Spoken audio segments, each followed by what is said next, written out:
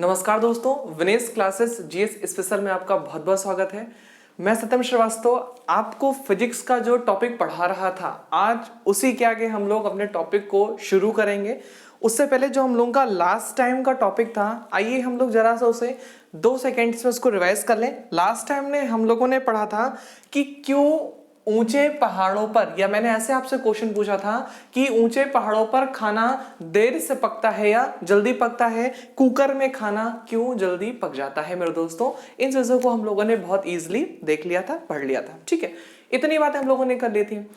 अब हम लोग उसके रीजंस को भी जाने थे कि ऐसा होता क्यों है। मैंने आपको एक डायग्राम बना करके दिखाया था, आइए उसी को 2 मिनट में रिवाइज कर लें। मैंने आपको बना करके दिखाया था, ये है आपके समुद्र देवता, है ना। ये क्या है, आपके समुद्र देवता है। अगर फिर हम लोग जाएं ऊपर, यानी अगर हम आपके बनाए पहाड़ भगवान को, किसको बनाए, अगर हम आपके पहाड़ भगवान को बनाए, इसमें मान लीजिए कोई व्यक्ति खड़ा हुआ है ऐसे, ठीक है, पहाड़ पर, और कोई व्यक्ति यहां पर खड़ा हुआ है ऐसे, तो इसके ऊपर ज्यादा लंबी क्या पड़ रही है, हवाएं जा रही हैं, इसके ऊपर उतनी लंबी हवाएं नहीं हो रही हैं। इट मींस जो समुद्र तल है इस पर दबाव क्या होगा, अधिक होगा, और जो पहाड़ की ऊंचाई पर जैसे जैसे हम लोग जाते जाएंगे दबाव क्या होता जाएगा दोस्तों, कम होता जाएगा। हम लोगों ने इतनी बातें कर ली थी। फिर हम लोगों ने देखा था कि जैसे जैसे आप पहाड़ की ऊंचाइयों पर जाते हैं, जैसे जैसे आप पहाड़ की ऊंचाइयों पर जाते हैं, दबाव क्या होता है, घटता जाता है। दबाव घटने से क्या होता है कि दबाव जैसे जैसे घटेगा, आपका जो बॉइलिंग पॉइंट है, जो पानी के उबाल खाने की औकात है, वो क्या होती जाएगी, कम होती जाएगी। इट मींस अगर पहले पानी 100 डिग्री सेल्सियस पर खौलता था, तो अब कितने डिग्री सेल्सियस पर खौलने लगेगा, 90 डिग्री सेल्सियस पर खौलने लगेगा। मेरे दोस्तों, इतनी बात हम लोगों ने की थी। फिर हम लोगों ने ये देखा था कि इससे होगा क्या, इससे ये होगा मेरे दोस्तों कि 100 डिग्री सेल्सियस वाले पानी की ऊष्मा ज्यादा होगी।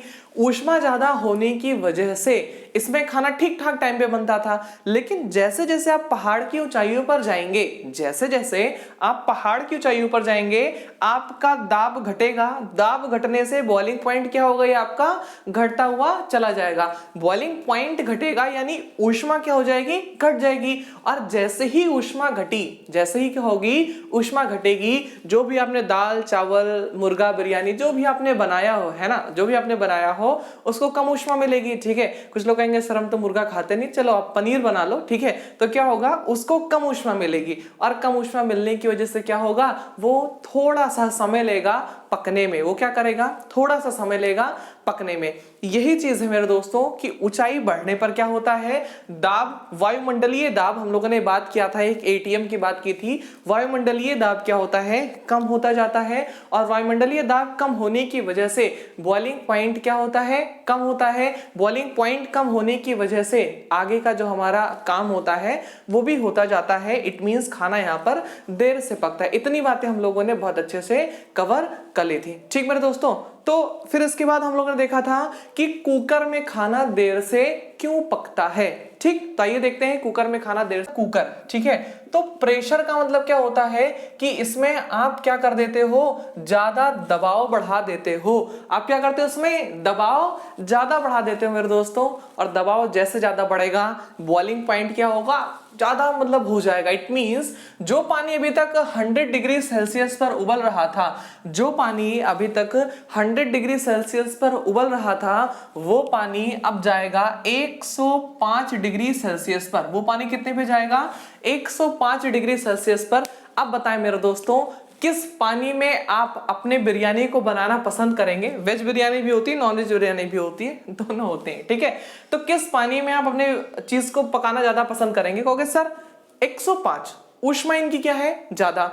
ज्यादा ऊष्मा, इट मींस जो चीज आप पकाओगे उसको ज्यादा ऊष्मा मिलेगी। और ज्यादा ऊष्मा जैसे मिली, खाना आपका क्या होगा, उतनी ही जल्दी पक जाएगा मेरे दोस्तों। इतनी बातें हम लोगों ने कर ली थी कि जो प्रेशर कुकर होता है, जो आपका क्या होता है, प्रेशर कुकर होता है, इसमें दाब के बढ़ाए जाने के कारण, इसमें क्या होता है, दाब के बढ़ाए जाने के कारण होता क्या है, आपका जो बॉइलिंग पॉइंट होता है ये बढ़ जाता है। बॉइलिंग पॉइंट बढ़ने के कारण आपका जो खाना होता है, जो भी आप खाना बनाते हो, खाना क्या होता है, थोड़ा सा अपेक्षाकृत जल्दी पक जाता है। हम लोगों ने इतनी बातें देख ली थी, मैं फिर से बोल रहा हूँ, ऊपर आई बटन आएगा, आई बटन में आपको प्लेलिस्ट मिल जाएगी, नहीं तो आप डिस्क्रिप्शन बॉक्स चेक करें, उसमें भी आपको चीजें मिल जाएंगी। जो भी हम लोगों के सारे टॉपिक चल रहे हैं उन सारे टॉपिक को आप बड़े इजिली देख सकते हैं, ठीक है। अच्छा, तो आपने कहा सर क्या हम पानी का क्वथनांक या पानी का बॉइलिंग पॉइंट क्या हम लोग दाब से ही कुछ अदल बदल सकते हैं या कोई और भी रीजन है? सर है, बिल्कुल रीजन है। आप पानी में कोई अशुद्धि मिला दो, भैया मिला दो पानी में कोई अशुद्धि, मान लो नमक मिला दिया, है ना, जिसको हम लोग गांव देहात की भाषा में कहते हैं नोन, ठीक है। तो क्या मिला दिया इसमें, नमक मिला दिया, ठीक है। नमक मिलाने से क्या होगा, जो आपका पानी है, जो आपका पानी है ये क्या हो जाएगा, इसका बॉइलिंग पॉइंट बढ़ जाएगा, इसका बॉइलिंग पॉइंट क्या हो जाएगा, बढ़ जाएगा मेरे दोस्तों। इसीलिए कहा जाता है कि नमक डाल दो खाना जल्दी पकेगा। कहते नहीं मसाला फ्राई कर रहे हैं, नमक डाले, अभी नहीं डाले, नमक डालो तो खाना क्या होगा, जल्दी पकेगा। ऐसा क्यों होता है, क्योंकि इसका बॉइलिंग पॉइंट क्या होता है, बढ़ जाता है। जैसे आप इसमें अशुद्धि मिलाते हैं, पानी में अगर आपने अशुद्धि मिला दी तो इसका फ्रीजिंग पॉइंट कम हो जाएगा। फ्रीजिंग पॉइंट का मतलब क्या होता है कि अगर पहले मान लो पानी 0 डिग्री सेल्सियस पर अगर जम रहा था, अब क्या होगा, -4 डिग्री सेल्सियस पर जमेगा, ठीक है। फ्रीजिंग पॉइंट कम हो जाएगा, बॉइलिंग पॉइंट बढ़ जाएगा। सपोज अगर 100 डिग्री सेल्सियस पर पानी बॉयल हो रहा था, अब कितने पर होगा, जैसे आपने इसमें नून मिला दिया, ये कितना हो जाएगा, 105 डिग्री सेल्सियस पर क्या हो जाएगा भैया हमरे, ये हो जाएगा आपका उबलने लगेगा। इट मींस ऊष्मा आपको किसमें ज्यादा मिलेगी, 105 डिग्री सेल्सियस वाले पानी में आपको ऊष्मा जी होंगी वो ज्यादा मिल जाएंगी, ठीक है।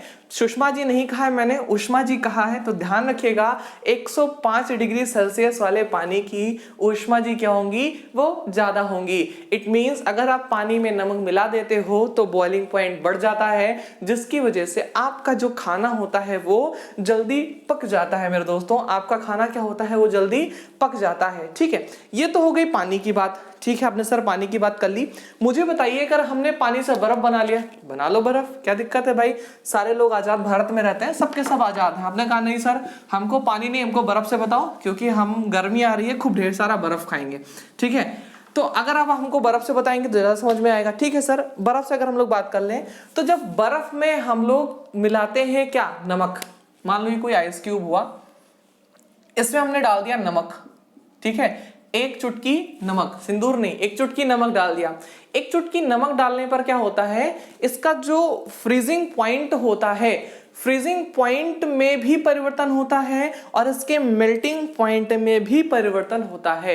इसके मेल्टिंग पॉइंट में भी परिवर्तन होता है और फ्रीजिंग पॉइंट में भी परिवर्तन होता है। मेल्टिंग पॉइंट क्या होता है, ये मेल्टिंग पॉइंट कम हो जाता है। मेल्टिंग पॉइंट का मतलब क्या होता है, गलना, ठीक है। पहले मान लो बर्फ जो है वो 0 डिग्री सेल्सियस पर गल रही थी, अगर हम लोग बात कर लें, पहले जो बर्फ थी वो 0 डिग्री सेल्सियस पर गल रही थी, लेकिन जैसे आपने इसमें एक चुटकी नमक डाल दिया, जैसे आपने इसमें एक चुटकी नमक डाल दिया, ये -4 डिग्री सेल्सियस पर ही गलना शुरू हो गई।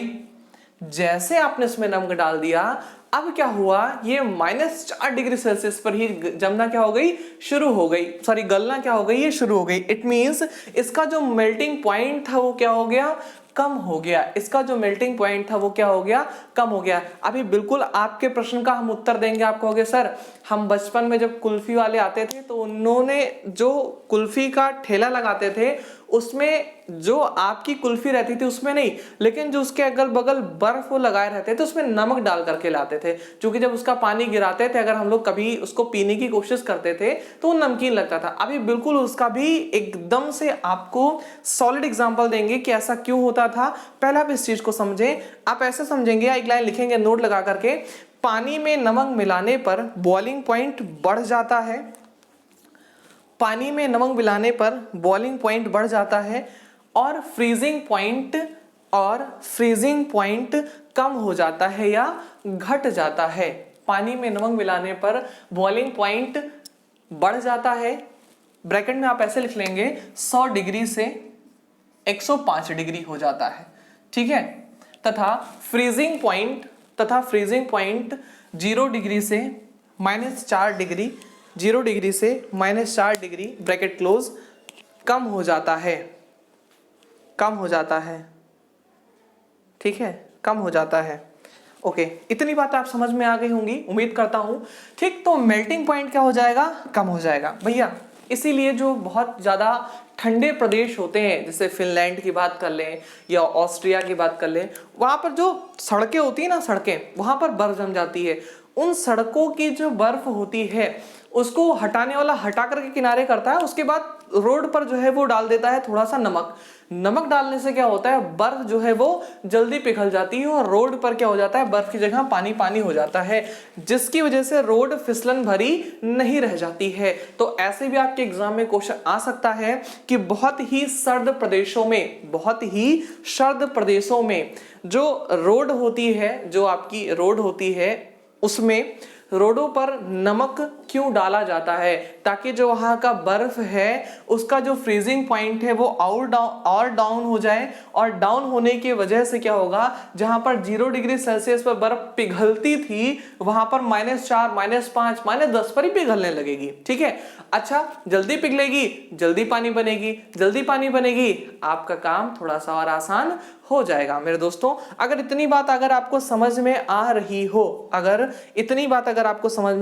हो, तो इसको भी आप नोट कर लें कि सर्द प्रदेशों में क्या होता है, सर्द प्रदेशों में बर्फ को हटाने के लिए उसमें नमक की कुछ मात्रा मिला दी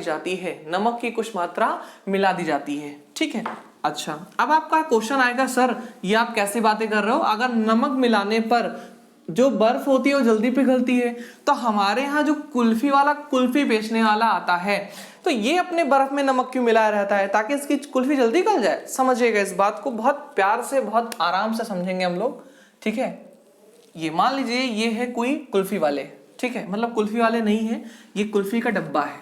ठीक, हम भैया 3D में इसको नहीं बना सकते, इसलिए 2D में बना करके आपको समझाने की हम कोशिश करने वाले हैं। ये मान लीजिए कुल्फी का डब्बा है, ठीक है, इसमें इन्होंने कुल्फी रख रखी है, ये हो गई कुल्फी।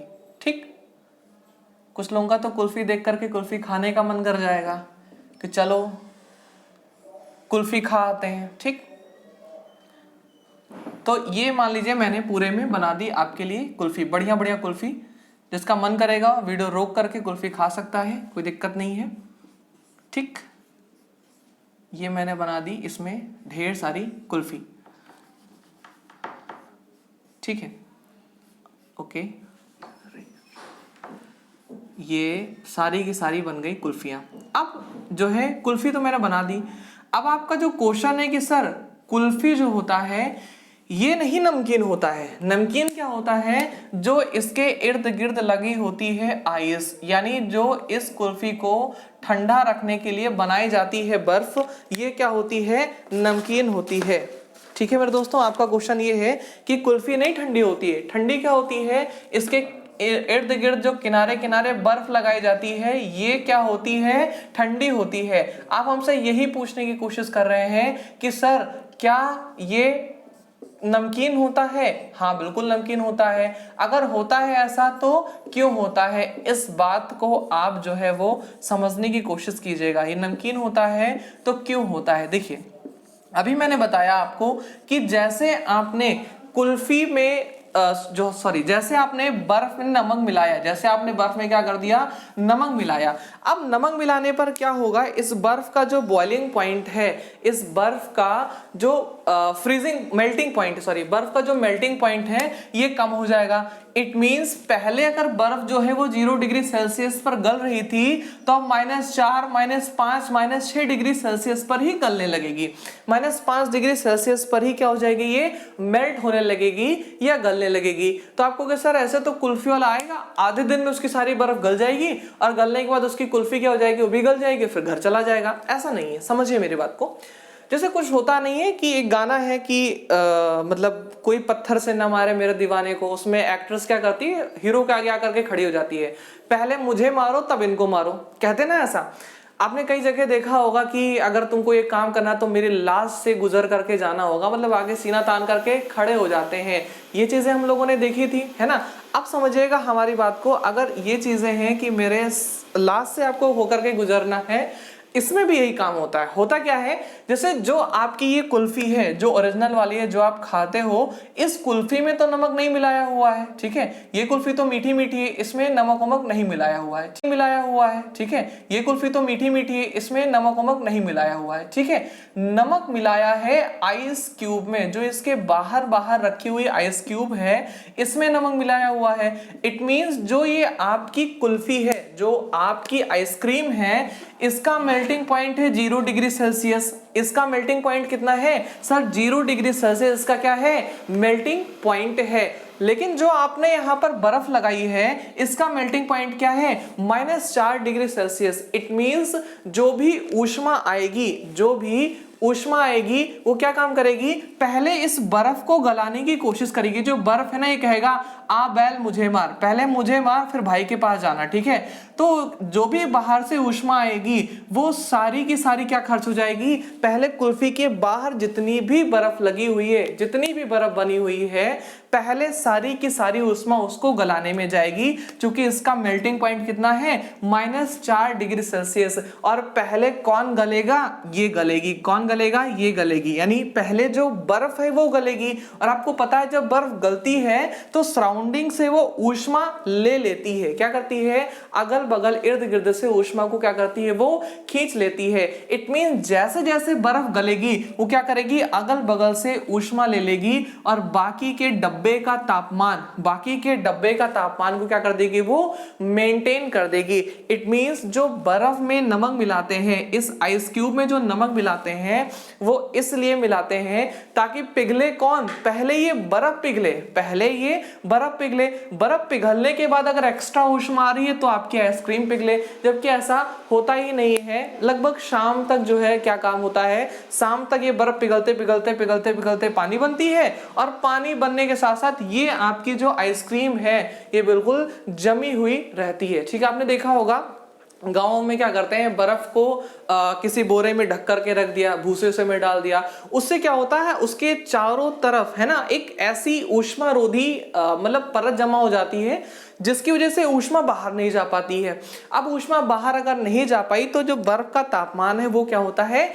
मेंटेन रहता है। तो यही बात है कि जो बर्फ वाला होता है वो अपने बर्फ के ठेले में क्या मिलाया रहता है? नमक मिलाया रहता है मेरे दोस्तों, ताकि जो उसका बर्फ है वो जल्दी गल जाए, लेकिन आइसक्रीम क्या हो? वो देर से गले, ठीक है। ये चीज समझिएगा। आपका जो है जो भी सिस्टम है वो आइसक्रीम वाला इन सब चीजों को नहीं समझ पाएगा, ठीक है। आइसक्रीम वाला इन सब चीजों को नहीं समझ पाएगा, ये चीजें आप समझ पाओगे, ठीक है, कि क्या है, कैसे हुआ है, ठीक है। तो इतनी बातें उम्मीद है आपको समझ में आ गई होंगी। एक छोटा सा फिगर बना करके लिख लेंगे ऐसे कि बर्फ में नमक मिलाने पर उसका मेल्टिंग पॉइंट कम हो जाता है। इसीलिए कुल्फी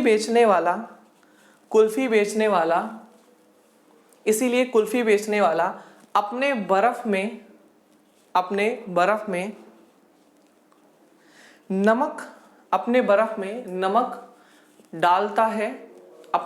नमक डालता है, जिससे उसका बर्फ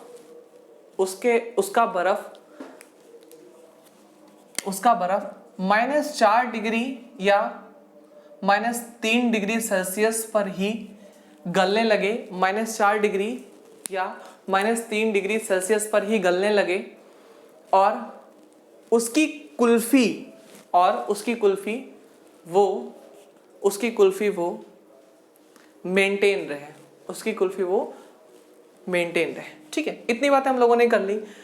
अब जरा सा हम लोग देखते हैं कि बर्फ जो होती है वो पिघलना शुरू करती है।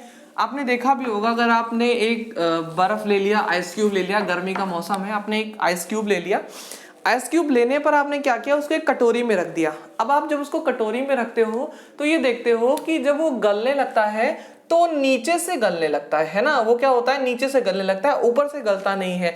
जबकि अगर बर्फ जमती है, अगर बर्फ क्या होती है, जमती है, मैंने आपको बहुत अच्छे से चीज बता रखी है, अगर बर्फ जम रही है मेरे दोस्तों, अगर बर्फ जम रही है तो वो ऊपर से जमेगी, लेकिन पिघलती है तो वो नीचे से पिघलती है। ऐसा क्यों होता है, इस चीज को जरा सा हम लोग देखेंगे, ठीक है, इस चीज को जरा सा हम लोग यहां पर नोटिस करेंगे, ठीक, देखना समझना मेरी बात को।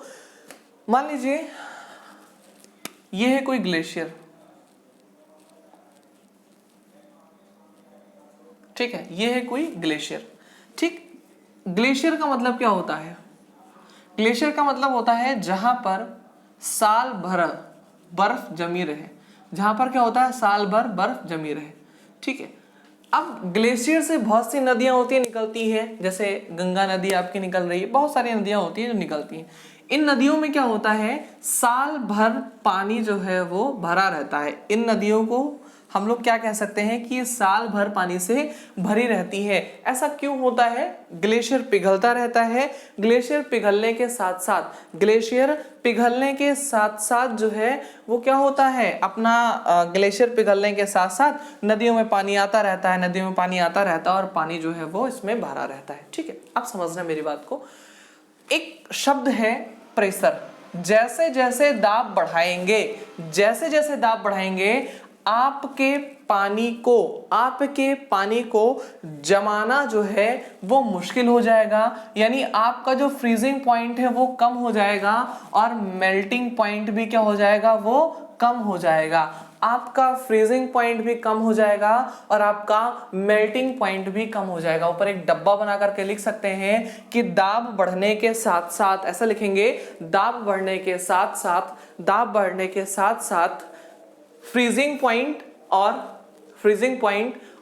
मेल्टिंग पॉइंट, फ्रीजिंग पॉइंट और मेल्टिंग पॉइंट, ऐसे लिखेंगे हिमांक और गलनांक, ऐसे लिखेंगे हिमांक और गलनांक दोनों, हिमांक और गलनांक दोनों कम होते हैं, हिमांक और गलनांक दोनों कम होते हैं। अब समझना मेरी बात को, जैसे मान लो यहां पर कोई बर्फ है, यहां पर कोई बर्फ है, इसके ऊपर एक लेयर चढ़ी, 2 लेयर चढ़ी, 3 लेयर चढ़ी, 4 लेयर चढ़ी, तो इसके ऊपर दबाव तो बढ़ गया ना भैया, इसके ऊपर दबाव क्या हो गया, बढ़ गया भैया। जैसे दबाव बढ़ा तो आपको पता है दबाव बढ़ा नहीं, मेल्टिंग पॉइंट क्या हो जाएगा, घट जाएगा। पहले मान लो 0 डिग्री सेल्सियस पर बर्फ जो है वो पानी बन जाता था, दबाव घटने से क्या हो गया, सॉरी प्रेशर बढ़ने से क्या हो गया, मेल्टिंग पॉइंट घट गया, मेल्टिंग पॉइंट क्या हो गया, घट गया। इट मींस अब -10 डिग्री सेल्सियस पर ही क्या हो जाएगा, पानी गलने लगेगा। अब क्या होगा, -10 डिग्री सेल्सियस पर ही पानी क्या हो जाएगा, आपका गलने लगेगा। जैसे जैसे दबाव बढ़ता है, जैसे जैसे क्या होता है, दबाव आपका बढ़ता है, मेल्टिंग पॉइंट क्या होता है, वो आपका डाउन होता जाता है। इट मींस जो नीचे का ग्लेशियर है, ये जो नीचे का ग्लेशियर है, ये -10 डिग्री सेल्सियस पर ही पिघलना शुरू कर देगा। ये क्या होगा, -10 डिग्री सेल्सियस पर ही पिघलना ये शुरू कर देगा, ठीक। इतनी बातें हम लोगों ने देख ली कि जो नीचे का ग्लेशियर है ये -10 डिग्री सेल्सियस पर ही पिघलना शुरू कर देगा। अच्छा, क्या हम इसको ऐसे भी लिख सकते हैं कि अगर दबाव बढ़ा, ठीक है, तो आपका मेल्टिंग पॉइंट घट गया, लेकिन मैंने कहा सर जैसे जैसे प्रेशर घटा दो, क्या होगा, जैसे जैसे आप प्रेशर घटाओगे फ्रीजिंग पॉइंट क्या होगा, आपका बढ़ जाएगा और आपका मेल्टिंग पॉइंट भी क्या हो जाएगा, बढ़ जाएगा, आपका मेल्टिंग पॉइंट भी क्या हो जाएगा, बढ़ जाएगा, ठीक है। यही रीजन होता है कि जो पहाड़ की ऊंचाई होती है, पहाड़ का जो टॉप होता है, आपको पता है कि हिमालय जैसे कुछ ऐसे पहाड़ हैं जहां पर साल भर जो है क्या जमी रहती है, बर्फ जमी रहती है। जैसे आप ऊंचाई पर गए, दाब घटा, अभी हम लोगों ने इससे पहले डिस्कस किया है, ऊंचाई पर जाने पर दाब क्या होता है, घटता जाता है, और दाब घटने के साथ साथ प्रेशर अगर आपका घटा तो फ्रीजिंग पॉइंट आपका बढ़ गया, फ्रीजिंग पॉइंट आपका क्या हो गया, बढ़ गया, और आपका मेल्टिंग पॉइंट भी क्या हो गया, मेल्टिंग पॉइंट भी बढ़ गया। इट मींस जो बर्फ पहले 0 डिग्री सेल्सियस पर जो है फ्रीज होती थी, अब वो 4 डिग्री सेल्सियस पर क्या हो जाएगी, फ्रीज हो जाएगी। अब वो क्या हो जाएगा, 4 डिग्री सेल्सियस पर ही फ्रीज हो जाएगी। अब वो बर्फ क्या होगा, 4 डिग्री सेल्सियस पर ही फ्रीज हो जाएगी, ठीक है। अच्छा, मेल्टिंग पॉइंट बढ़ जाने का मतलब क्या हुआ कि जो पहले 0 डिग्री पर बर्फ जो है वो 10 डिग्री सेल्सियस जब तापमान होगा आपका, जब कितना डिग्री सेल्सियस होगा,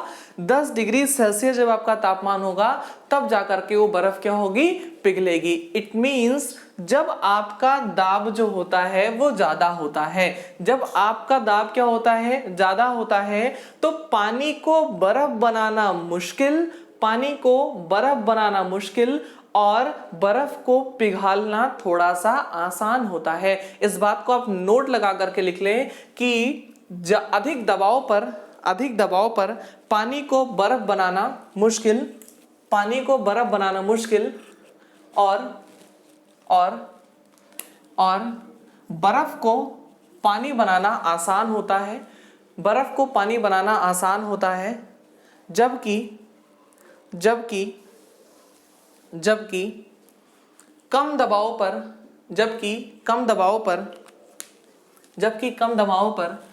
पानी को बर्फ बनाना आसान, पानी को बर्फ बनाना आसान और बर्फ को पानी बनाना मुश्किल होता है, बर्फ को पानी बनाना मुश्किल होता है। मेरे दोस्तों, आई थिंक आप पहली बार इसको पढ़ रहे होंगे तो थोड़ा सा आपको कंफ्यूजिंग लग रहा है, बट कोई कंफ्यूजन नहीं है। आप इसको एक बार और रिवाइज करके देखिएगा, ध्यान से पढ़ेंगे तो आपको पता चल जाएगा। दाब ज्यादा, पानी मुश्किल से जमेगा, जल्दी पिघल जाएगा। दाब कम, पानी जल्दी जम जाएगा और मुश्किल से क्या होगा, पिघलेगा। आप एक दो बार इसको देखेंगे तो आपको समझ में आ जाएगा। ठीक है मेरे दोस्तों, चलिए फिर हम लोग इस टॉपिक को यहीं पर ब्रेक करते हैं, आगे की टॉपिक देखते हैं। अब आगे जो है हम लोग पढ़ेंगे ऊष्मा स्थानांतरण की विधियां, है ना, मेथड ऑफ हीट ट्रांसफर। कितने विधियों से हम लोग ऊष्मा को स्थानांतरित करते हैं एक जगह से दूसरे जगह पर। आप लोगों ने पढ़ा होगा अच्छे से, कोई दिक्कत नहीं, मुझे पता है कि आप लोगों ने पढ़ा है सर, चालन, संवहन, है ना, विकिरण, 3-4 विधियां होती हैं जिनसे हम लोग पढ़ते हैं। तो एक चीज हम लोग समझने की कोशिश करेंगे। ठीक है, अगर हम लोग बात कर लें इसकी विधियों की, तो सबसे पहले आपने पढ़ा होगा चालन, ठीक है, अगला पढ़ा होगा संवहन, तीसरा पढ़ा होगा विकिरण, ठीक है, तीसरा पढ़ा होगा आप लोगों ने विकिरण। बहुत ही ढंग से इसको समझाएंगे क्या है क्या नहीं है। चालन को बोलते हैं कंडक्शन, ठीक है, इसको बोलते हैं कंडक्शन, समझना, ठीक है। संवहन को क्या बोलते हैं, और हम लोग इसको क्या कहते हैं, विकिरण को क्या बोलते हैं, विकिरण को बोलते हैं हम लोग रेडिएशन, संवहन को हम लोग बोलते हैं कन्वेंशंस। ठीक है, अब हमारी बात जरा सा समझने की कोशिश कीजिएगा कि है क्या। मान लीजिए हम लोगों ने 5 व्यक्ति बना लिए। इस छोटे से एग्जांपल से आप तीनों समझ जाएंगे, आपको मेहनत करने की जरूरत नहीं पड़ेगी। क्लास की चीज आपको क्लास में हो याद, तभी तो क्लास का मजा है। ठीक है, मान लीजिए हम लोगों ने 5 लोग बना लिए, 2 तो 4 और 1 5, ठीक है, ये 5 लोग हो गए। ये तो विकलांग बन गया, विकलांग नहीं बनाना है, ऐसे बनाना है। ठीक है, अब देखो मान लो मैंने इनको एक बॉल दे दी, मैंने कहा भैया तुमको हम लोगों ने एक बॉल दे दी। अब इस बॉल को इन्हें भेजना है इन भैया जी के पास, ठीक है, इस बॉल को इन्हें भेजना है इस भैया जी के पास। अब कैसे होगा, तो एक तो ऐसी विधि है, एक कौन सी विधि है, जैसे राम जी की सेना ने सेतु बनाया था। कैसे बनाया था, एक भैया ये खड़े हैं, एक वानर सेना का वानर ये खड़ा है, इन्होंने अपनी बॉल इनको पकड़ा दी, लेकिन अपनी जगह से बिना हिले डोले। ठीक है, मान लो आपने एक चैन बनाई, चैन के जरिए एक बॉल उनको पकड़ा दी, उन्होंने बगल वाले को पकड़ा दी, इन्होंने बगल वाले को पकड़ा दी, इन्होंने बगल वाले को पकड़ा दी, और फिर इन्होंने बगल वाले को पकड़ा दी। ऐसे में बॉल इनके पास आ गई, लेकिन कोई भी इंसान अपनी जगह से हिला नहीं। आलसी है ना, क्या करें, कोरोना भी है तो हिलना थोड़ा सा मुश्किल है। तो अब क्या होगा कि कोई भी अपनी जगह से हिला नहीं, लेकिन जो बॉल है वो अपने डेस्टिनेशन तक पहुंच गई। कोई हिला नहीं, लेकिन जो बॉल है वो अपने डेस्टिनेशन तक पहुंच गई। कोई हिला नहीं, लेकिन बॉल क्या है, वो अपने डेस्टिनेशन तक पहुंच गई। इट मींस आपने इनको दिया, फिर उन्होंने इनको दिया, फिर उन्होंने इनको दिया, इनको दिया और इनको दिया। कोई भी पार्टिकल अपने जगह से हिला नहीं, लेकिन लास्ट तक जो है वो आपकी बॉल जो है वो पहुंच गई। इसको बोलते हैं हम लोग चालन। चालन में क्या होता है, अभी हम लोग इसकी डेफिनेशन भी लिखेंगे बहुत अच्छे से। चालन में क्या होता है, जब किसी भी एलिमेंट के कोई पार्टिकल है ना, ऊर्जा को स्थानांतरित करें एक जगह से दूसरे जगह तक, लेकिन बिना हिले डुले, है ना, वो हिले ना, अपनी जगह पर स्थिर रह करके, कांस्टेंट रह करके अगर वो ऊर्जा का स्थानांतरण कर रहे हैं तो उस विधि को हम लोग क्या कहते हैं, चालन कहते हैं। ठीक है, एक तो ये हो गया। एक इनके पास अगला और है संवहन, कन्वेंशन। इसका अगला क्या है, इनके पास एक संवहन विधि है, इसको हम लोग क्या बोलते हैं, कन्वेंशन बोलते हैं। ठीक है, कन्वेंशन का मतलब क्या, इन भाई साहब के पास बॉल है, ये चल के गए 2 कदम भैया जी को दिया, भैया ये लो कोरोना, मतलब बॉल दे दिया, कोरोना नहीं दिया। ठीक है, फिर ये चल के गए इनके पास, ये लो भैया बॉल, ये चल के गए इनके पास, कहा ये लो भैया बॉल, ये गए चल के इसके पास और कहा ये लो भैया बॉल। तो सेकंड इनके पास मेथड ये है कि ये एक दूसरे के पास क्या हो, चलते हुए जाएं और दूसरे को बॉल थमा दें। ठीक है, इसमें क्या होगा, माध्यम के कण गति करेंगे, इसमें क्या होगा, माध्यम के कण गति करेंगे और गति करने पर क्या होगा, ऊष्मा का स्थानांतरण होगा। इस विधि को आप क्या कहते हैं, कन्वेंशन कहते हैं या संवहन कहते हैं। इस विधि को आप क्या कहेंगे, कन्वेंशन कहेंगे या संवहन कहेंगे। ठीक है, अगला जो है विकिरण, रेडिएशन। कहने का मतलब क्या है, ये भैया जी उनको ऐसे फेंक दें, लो भैया बॉल कैच कर लो, ठीक है, लो भैया बॉल कैच कर लो। अगर हमने इनको दिया तो ये सब बॉल खा जाएंगे, ये क्या करेंगे, बॉल खा जाएंगे। तो हम इनको नहीं देंगे, हम आपको डायरेक्ट क्या कर देंगे, बॉल कैच करा देंगे।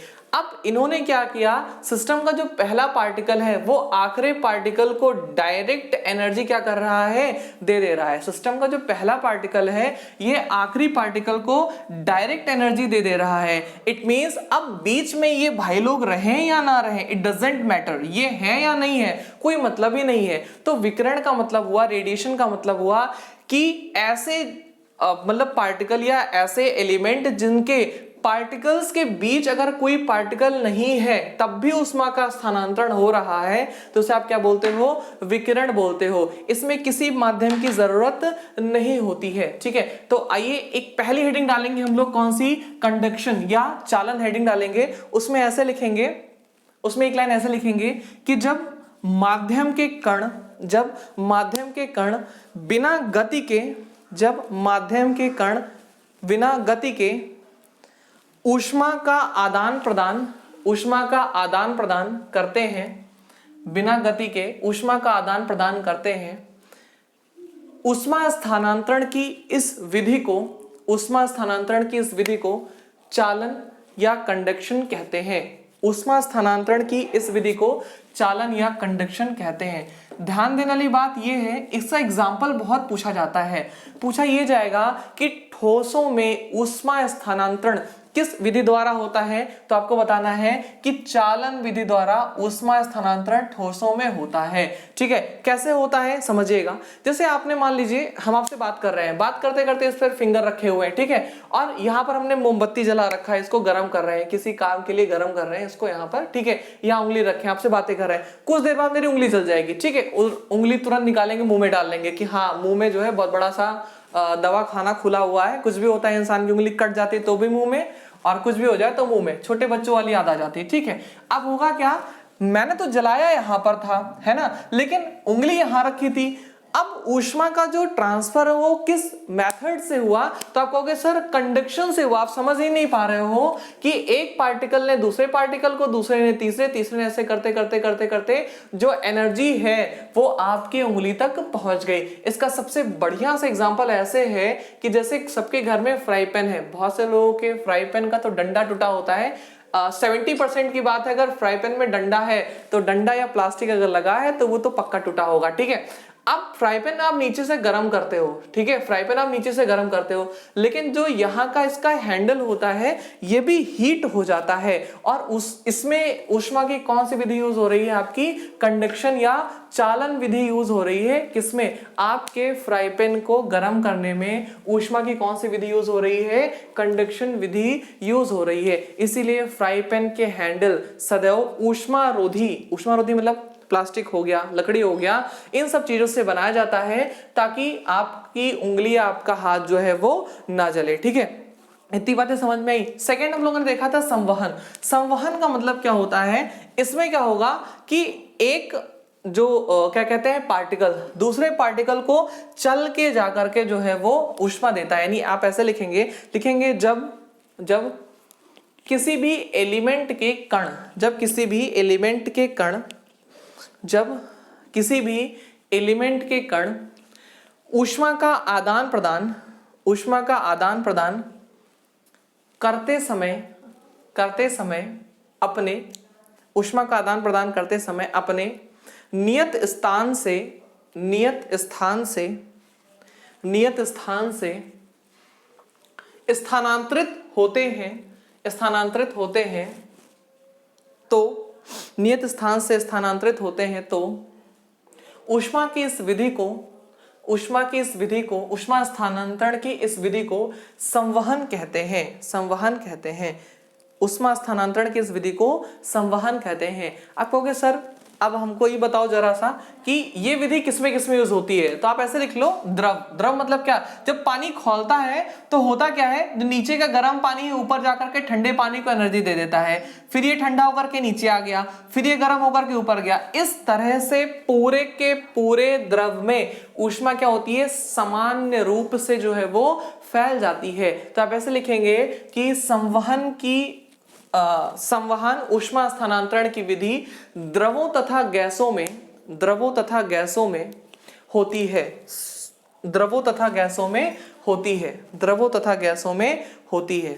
ठीक है, द्रवों तथा गैसों में होती है। तीसरा लिखना है आपको विकिरण, रेडिएशन, मोस्ट इंपॉर्टेंट है विकिरण। ठीक है, इसमें क्या होता है कि इसमें माध्यम की जरूरत ही नहीं होती है, कोई कण रहे या ना रहे, बिना माध्यम के भी ऊष्मा क्या हो जाती है, स्थानांतरित हो जाती है। बिना माध्यम के ही ऊष्मा क्या होती है, स्थानांतरित होती है। ऐसे लिख लेंगे कि ऊष्मा स्थानांतरण की इस विधि में किसी माध्यम की आवश्यकता नहीं होती है, किसी माध्यम की आवश्यकता नहीं होती है। जैसे सूर्य से आने वाला प्रकाश विकिरण ऊष्मा स्थानांतरण विधि से आता है। ठीक है, सूर्य से आने वाला प्रकाश ऊष्मा जो होती है वो क्या होती है, आपके विकिरण मेथड द्वारा आता है। ठीक है, तो चलिए दोस्तों आज की क्लास को हम लोग यहीं तक रखते हैं। अभी इसमें और भी चीजें बची हुई हैं कि बेस्ट मेथड कौन सा है, कैसे हम लोग क्या हीट करते हैं, 2-4 टॉपिक जो इसमें और बचे हुए हैं, तो इनको हम लोग कल की क्लास में बिल्कुल से डिस्कस करेंगे, बहुत अच्छे से और बहुत होपफुली सारी चीजों को हम लोग डिस्कस करेंगे। तब तक के लिए घर में रहे, सुरक्षित रहे। Thank you for watching full video. Thank you.